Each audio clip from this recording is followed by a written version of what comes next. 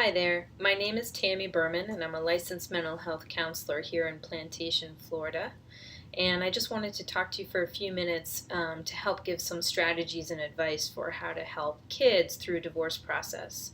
If you know that you are separating or in the midst of a divorce process, I would encourage you to buffer the effects of the stress and the emotional upheaval that you're facing in the midst of the divorce process for your kids, which means as much as you can shelter them and shield them from seeing you stressed and in pain, and experiencing your negative attitude or feelings towards your spouse, which is their other biological parent, the better that they will do and the better they'll be able to adjust through the divorce process.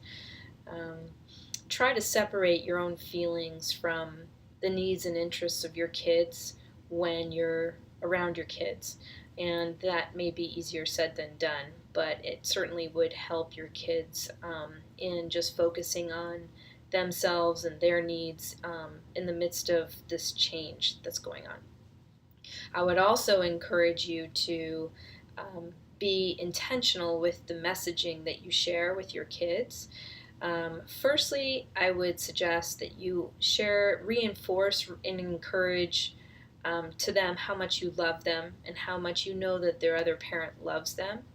And make sure that you're also intentional and share the message that it's okay for them to love and want to be with the other parent, and that doesn't mean that it's going to hurt you, so that you can kind of counteract the effects of possible loyalty bind.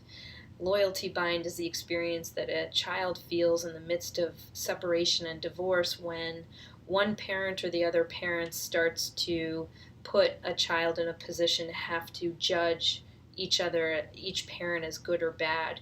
The child may be exposed to negative attitudes or statements or commentary from one parent about the other parent.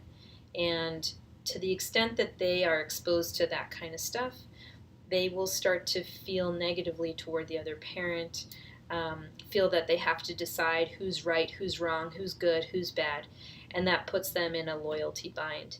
The other problem with children experiencing a loyalty bind is that when they start to become aware that there's negative attitude towards one of their parents, they internalize that because their identity is wrapped up in both you and your spouse.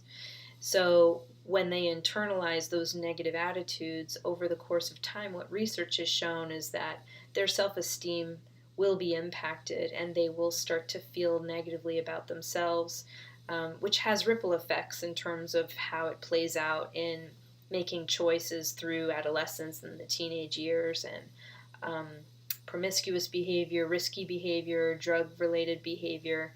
So it definitely has a long-term lasting effect when children are exposed to a lot of conflict and loyalty bind kind of behavior.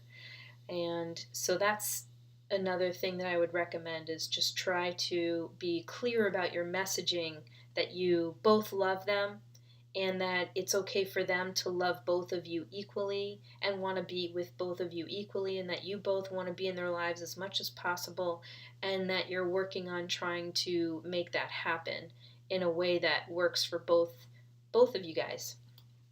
Um, the other thing I wanted to say about messaging is that the more that you and your spouse can be on the same page about the kind of message that you share and your approach, so agreeing to speak to them together about how things are changing would be ideal. But if you can't, at least agreeing to what you're going to tell your kids would be ideal, so that you're both on the same page and not confusing your kids with different messages and different information. And that will help reduce the effects of stress and buffer them from the divorce process.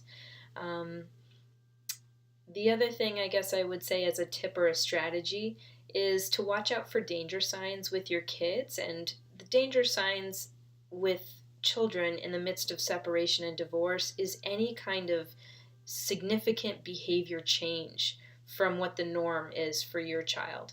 So if your child is typically a quiet, reserved child, and now all of a sudden they're starting to become very social and outgoing and always wanting to be out, that would be a concern. It's an indication that they're responding to the adjustment, and it may be good, it may not be so good in how they're seeking to cope with all the changes going on. It could also be a marked change in their academic performance, and that would be a sign that they're struggling with adjusting to separation and divorce. So I would recommend that you seriously consider having a counselor if you can't do it on a regular, frequent basis, at least once in a while. Give your child the opportunity to have somebody on the outside that's not judgmental, that has no investment in the outcome of their feelings or opinions, and so kind of that can provide them a safe space for them to explore their feelings and attitudes without feeling like they're going to hurt anybody. So that's all I have for today. If you want to learn more about how to help your kids through a divorce process, as well as how to help yourself through a divorce process, feel free to sign up for our monthly divorce workshop. I'm a co-presenter of Second Saturday Broward, and we meet in Broward County once a month on the second Saturday from 10 a.m. to 2 p.m. every month, except for December, which is usually the holiday month. And you will learn more about the emotional aspects, how to prepare yourself for the emotional aspects, the legal aspects, and the financial aspects of divorce.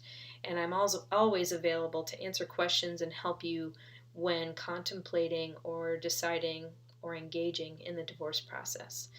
Feel free to go to my website, www.mycounselingconnections.com, and you can learn more about me and the services I provide and about Second Saturday Broward. So hopefully this was helpful. Thanks so much.